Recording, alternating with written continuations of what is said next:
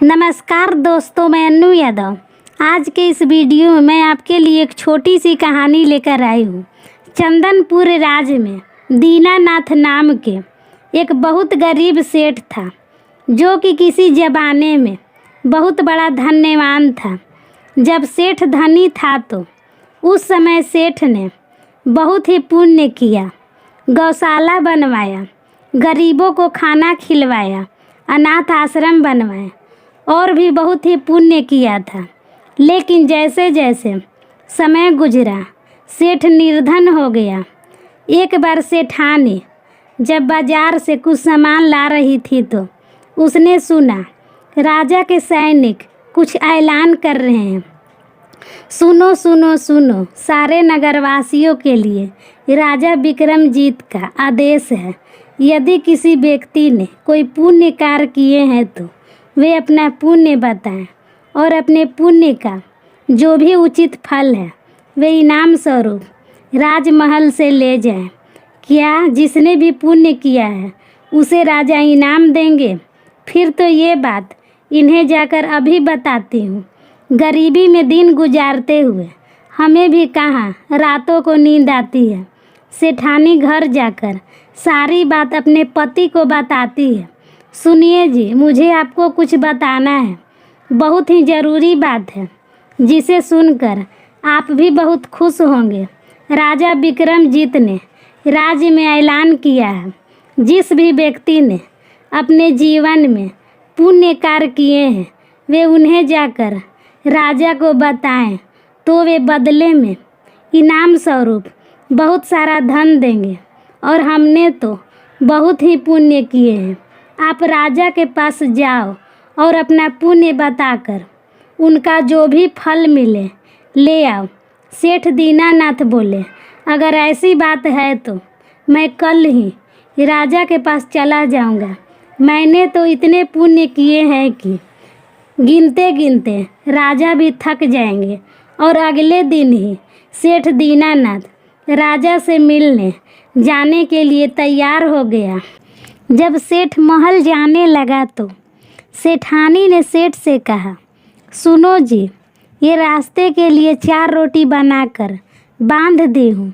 राजमहल दूर है, भूख लगे तो कहीं थोड़ी देर रास्ते में रुक कर खा लेना। सेठ दीनानाथ घर से निकल पड़ा। गर्मी का समय था, दोपहर हो गई थी।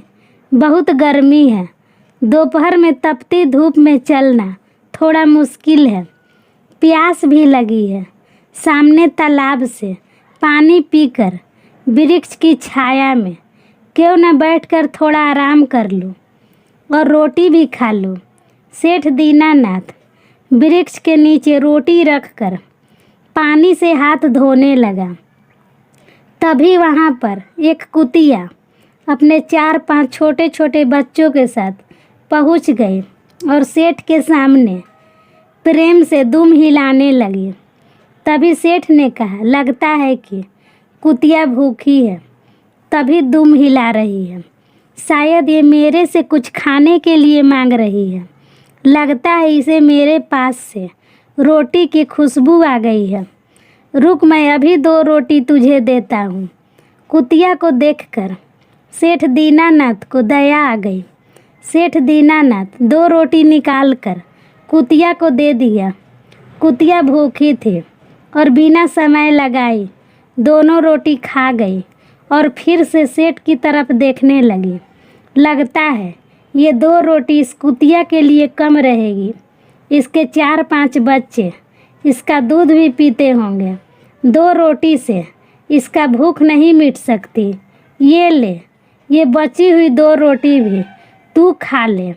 कम से कम थोड़ा तो तेरा पेट भर जाएगा। मैं पानी पीकर अपना प्यास बुझा लूँगा। कुतिया को अपने हिस्से की रोटी देकर सेठ दीनानाथ राजमहल पहुँचा। राज दरबार में राजा विक्रमजीत ने सभी लोगों से उनका पुण्य कार्य पूछ रहे हैं। प्रणाम महाराज, मेरा नाम सेठ दीनानाथ है। किसी समय में मेरे पास धन वैभव की कोई कमी नहीं थी, पर अब मैं निर्धन हो गया हूँ। मैंने अपने जीवन काल में अनेकों पुण्य कार्य किए हैं। मैं आपके समक्ष अपने द्वारा किए पुण्य कार्य सुनाने आया हूँ। ठीक है, फिर सेठ दीनानाथ जी बताइए, आपने अपने जीवन में कौन कौन सा पुण्य कार्य किए हैं? महाराज, मैंने अब तक के अपने जीवन काल में अनेकों भूखों को भोजन करवाया, अनाथ बच्चों के लिए आश्रम बनवाया और गरीबों के लिए अस्पताल और गायों के लिए गौशाला बनवाया हूँ। राजा विस्तार से सेठ दीनानाथ द्वारा किए गए सभी पुण्य कार्यों के बारे में सुन रहे थे और सेठ दीनानाथ अपने द्वारा किए गए सब पुण्य कार्य बताते जा रहा था। महाराज, अब आप मुझे क्या फल देंगे?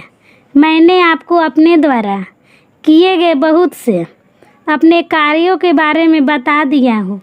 सेठ दीनानाथ, मैंने आपके द्वारा किए पुण्यों को ध्यान से सुना, पर आपके इन पुण्य कार्यों का मेरे पास कोई फल नहीं है।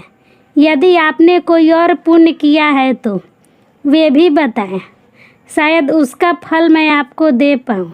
महाराज, जब आप मेरे द्वारा किए गए इतने सारे पुण्य कार्यों के बदले भी मुझे कोई फल नहीं दे रहे हैं, तो आगे का और कार्य बताकर भला मुझे क्या फ़ायदा होगा? मुझे आज्ञा दीजिए महाराज, मैं चलता हूँ। जब सेठ वापस जाने लगा तो राज सैनिकों ने राजा के कान में कुछ कहा और राजा ने सेठ को आवाज़ लगाई, सेठ दीनानाथ रुकिए। आपने एक पुण्य कार्य प्रातः जो किया था वो तो आपने बताया ही नहीं। प्रातः तो मैंने कोई पुण्य कार्य नहीं किया, तो राजा किस पुण्य की बात कर रहे हैं? मुझे तो कुछ भी याद नहीं है। परंतु महाराज, प्रातः तो मैंने कोई पुण्य कार्य नहीं किया, मुझे तो ऐसी कोई बात याद नहीं है। सेठ दीनानाथ जी, आज प्रातः आपने एक कुतिया और उसके भूखे बच्चों को अपने हिस्से की 4 रोटी खिलाई, परंतु उस पुण्य कर्म को भूल गए। आपके द्वारा किए गए उस पुण्य के बदले आप जो भी मांगना चाहते हैं मांग ले, वो आपको मिल जाएगा। महाराज, मेरे मन में एक प्रश्न है जो मैं जानना चाहता हूँ। मेरे द्वारा किए गए पिछले सभी पुण्य कार्यों का कोई मोल नहीं और एक कुतिया को खिलाई गई 4 रोटी, फिर इसका मूल्य क्यों? हे सेठ, जो पुण्य करके तुमने याद रखे और गिन कर लोगों को बता दिए वे सब बेकार, क्योंकि आपके अंदर नए भावना बोल रही थी कि ये मैंने किया। जब आप में नए की भावना आ गई तो आपके सब कर्म व्यर्थ हो गए। जो सेवा सुना कर की जाए भला वो सेवा ही किया, परंतु जो सेवा प्रातः अपने रास्ते में कुतिया को 4 रोटी खिलाया वो आपका सबसे बड़ी सेवा है। उसके बदले आप मेरा सारा राज भी मांग ले तो बहुत कम है। महाराज, मुझे समझ में आ गया है, हमें कोई भी पुण्य कार्य सुनाकर या बताकर नहीं करना चाहिए। यदि हम किसी को दान दे रहे हैं वो भी देने के बाद भूल जाना चाहिए। हमें दान और मदद निस्वार्थ भावना से करनी चाहिए। सेठ दीनानाथ को ये बात समझ में आ गई थी कि जो पुण्य कार्य बिना जताए किया जाए वही असल में पुण्य कार्य है। ढिंढोरा पीट कर किए गए पुण्य कार्य कोई फल नहीं देता। राजा विक्रमजीत सेठ दीनानाथ को बहुत सारा धन देकर विदा करते हैं। उस दिन के बाद सेठ दीनानाथ के गरीबी के दिन दूर हो जाते हैं और वे परोपकार के रास्ते पर चलते हुए अपने पत्नी के साथ खुशी खुशी जीवन गुजारने लगता है। वीडियो अच्छी लगी हो तो चैनल को लाइक और सब्सक्राइब करना ना भूलें। वीडियो देखने के लिए धन्यवाद देती हूँ। खुश रहिए, मस्त रहिए, आपका दिन शुभ।